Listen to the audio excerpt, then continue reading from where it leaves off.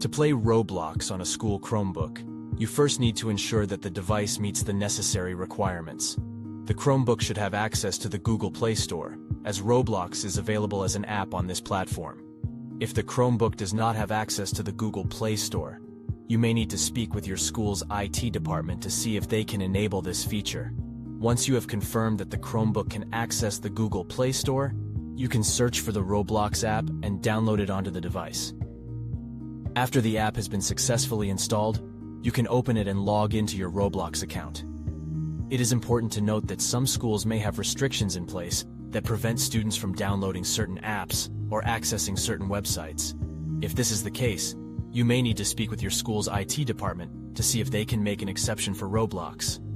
Overall, playing Roblox on a school Chromebook is possible, as long as the device meets the necessary requirements and any restrictions put in place by the school are addressed.